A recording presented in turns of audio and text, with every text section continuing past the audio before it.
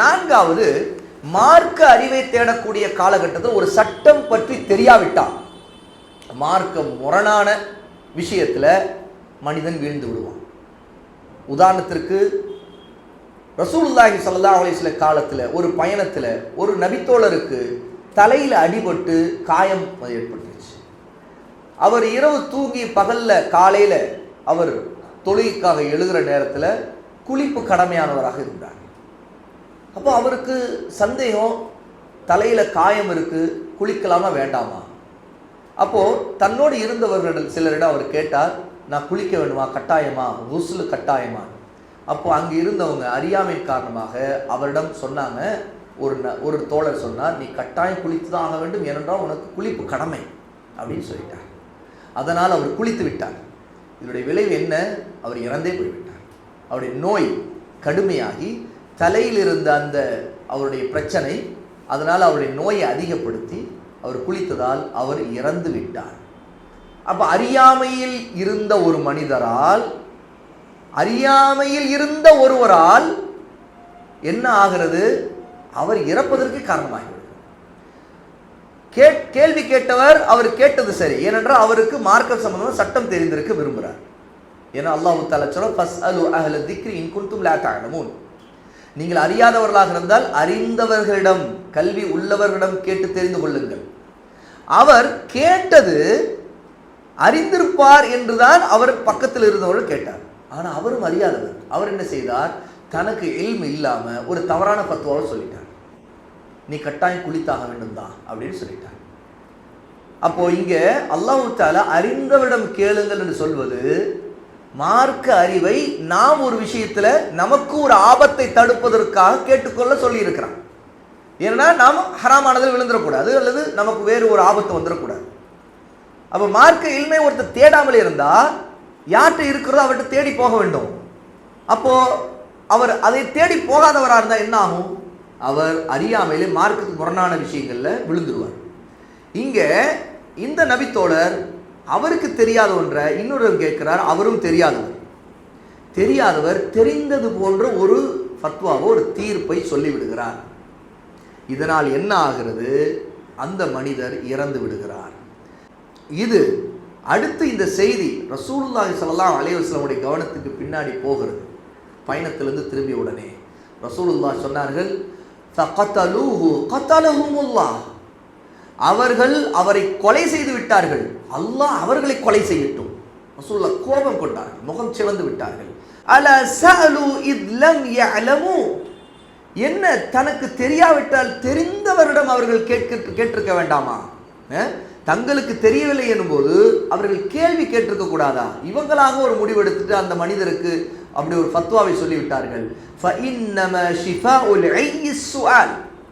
நிச்சயமாக அறியாமைக்கு மருந்து என்பது கேள்விதான். அஸ்ஸுஆல், கேட்பதுதான் அறியாமைக்கு மருந்து. அப்போ அவர் கேட்டிருக்கிறார், தன்னுடைய அறியாமைக்கு மருந்து கேட்டிருக்கிறார். ஆனால் இங்கே கேட்கப்பட்டவர்களும் அறியாமையில் இருக்கக்கூடியவர்களாக அந்த நோயில் இருந்திருக்கிறார்கள். ஏனென்றால் இவர்களுக்கு மருந்து தேவைப்பட்டிருக்கிறது.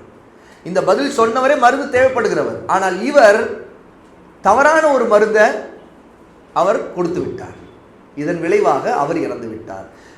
அவர் தயம்மும் செய்வதே போதுமானது. ரசூலுல்லாஹ் சொன்னார்கள், அந்த மனிதர் தயம்மும் செய்வதே போதுமானது, அவர் குளிக்கவே தேவையில்லை, அவருக்கு குளிக்க வேண்டும் என்று சொல்லிவிட்டீர்களே, அவரை இதன் மூலமாக கொலை செய்து விட்டீர்கள், அல்லாஹ் உங்களை கொல்லட்டும் என்று ரசூலுல்லாஹி ஸல்லல்லாஹு அலைஹி வஸல்லம் படர்க்கையாக கத்தலஹுமுல்லாஹ், அல்லாஹ் அவர்களை கொல்லட்டும் என்று இந்த மாதிரியான தவறான ஃபத்வாவை கொடுத்தவர்கள் மீது கடுமையான கோபம் கொண்டு இந்த வார்த்தையை சொன்னார்கள் என்று பார்க்கிறோம். ஜாபிர் ரலியல்லாஹு அன்ஹு அறிவிக்கூடிய இந்த ஹதீஸ் அபூதாவுதுல 336வது ஹதீஸாக இடம்பெறுது. இமாம் அல்பானி ரஹிமஹுல்லாஹ் இதை சஹீஹுல் ஜாமியுல 4363வது ஹதீஸாக குறிப்பிடுறாங்க.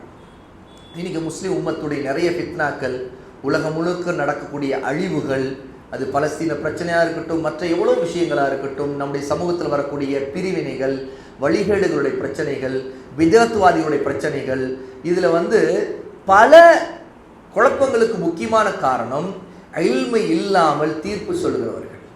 அது ஜிஹாது விஷயமா இருக்கட்டும், இல்மு இல்லாமல் தீர்ப்பு சொல்லி ஜிஹாதுங்கிற பெயரில் ஜிஹாதுடைய நிபந்தனைகள் நிறைவேறாமல் ஜிஹாதில் இறங்கக்கூடியவர்கள் மிகப்பெரிய அழிவை உம்மத்துக்கு கொண்டு வருகிறார்கள்.